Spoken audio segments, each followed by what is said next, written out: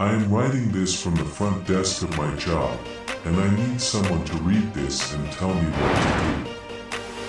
I cannot call the police because I have no logical explanation for what happened, and I cannot call my supervisor because I am terrified he might be involved. I am completely trapped in this building for the next 6 hours, and I am watching the glass doors, waiting for something to come inside. I work as a security guard in a very expensive residential tower. I took the job a few months ago after a long period of unemployment. The pay is good, and the environment is highly controlled. The building caters to very wealthy people who demand absolute privacy and quiet. The lobby is massive, covered in cold, polished marble, with floor-to-ceiling windows that look out onto the empty street. There are no visitors allowed without prior authorization, and the residents rarely interact with the staff. I work the graveyard shift, which means my hours are from 11 at night until 7 in the morning. For the first few weeks, the job was just incredibly boring. The building gets completely silent after midnight. The only sounds are the constant hum of the air conditioning system and the faint ticking of the analog clock on the wall behind the main reception desk.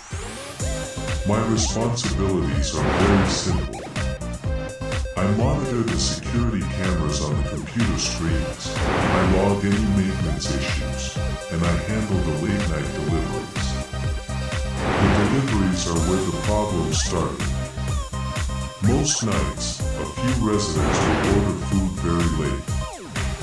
They use standard delivery applications, and the riders come to the front doors, hand me the bags, and I leave them on a designated table for the residents to come down and collect. The residents prefer it this way so they do not have to interact with the delivery drivers. Exactly 1 month ago, a new delivery started arriving. It happens every single night at exactly 3 in the morning. The automatic glass doors slide open and a delivery man walks in. He always wears a thick, dark jacket and a heavy motorcycle helmet with a tinted visor pulled down over his face. I have never seen his eyes or his features. He walks straight to the marble counter and places a sealed cardboard box in front of me. The box is always taped shut with thick packaging tape. The first time it happened, I went through the standard protocol.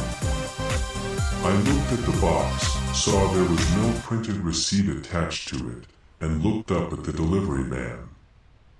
"Which apartment ordered this?" I asked him.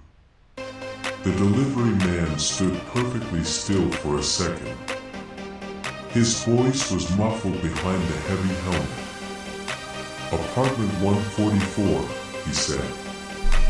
He turned around and walked out of the sliding glass doors before I could type the number into my computer system. I looked at my screen. The residential tower I work in is very tall, but the layout is highly exclusive. There are only 2 apartments on every single floor. They are categorized by the floor number and 11. For example, the 10th floor has apartment 10A and apartment 10B. There is no apartment 144. It is a number that simply does not exist in the architecture of the building. I assumed it was a typing error on the delivery application, or maybe the driver had come to the wrong building entirely. I could not leave my post at the front desk and chase him down the street, so I did what I was trained to do with abandoned or erroneous items. I took the cardboard box into the small back office located just behind the reception desk. The back office is a cramped room where the security staff keeps our personal bags, an old coffee machine, and a spare desk covered in old building blueprints. I left the box on the spare desk, assuming the person who ordered it would eventually call the front desk to complain about missing food, and I could sort it out then. No one ever called. When my shift ended at 7 in the morning guard arrived to relieve me. I told him about the delivery from the guy in the motorcycle helmet and the fake apartment number. I pointed to the back office and told him the box was sitting on the spare desk.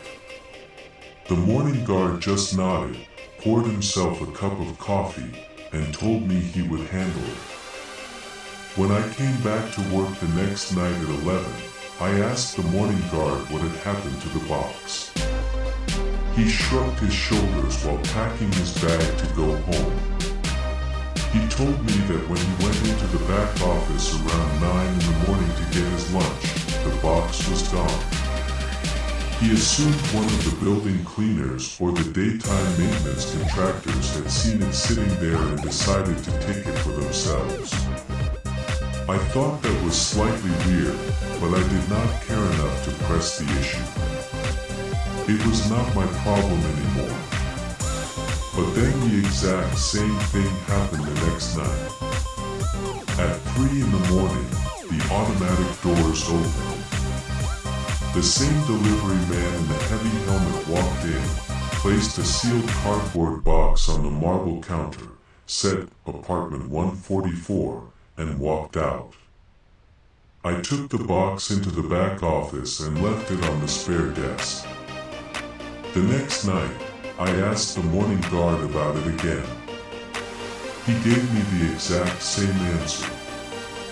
He said the box was sitting there when he started his shift, but by the middle of the morning rush, when contractors and residents were moving through the lobby, it just vanished.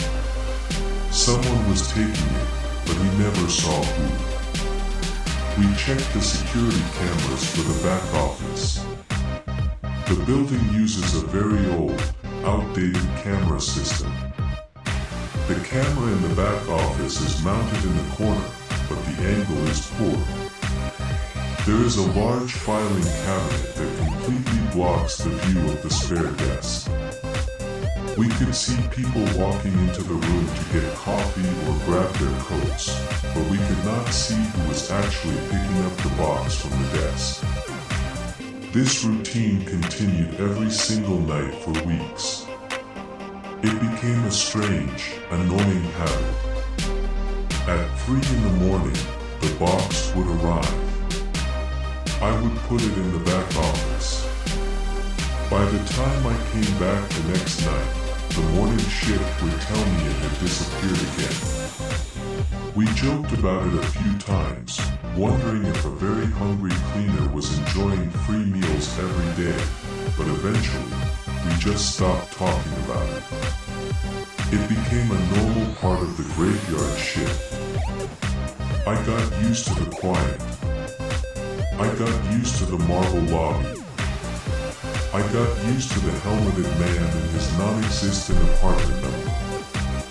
I never should have gotten used to it.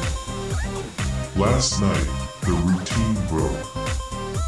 I was sitting at the front desk, drinking a cup of stale coffee to keep myself awake. I watched the digital clock on my computer monitor turn to 3 in the morning.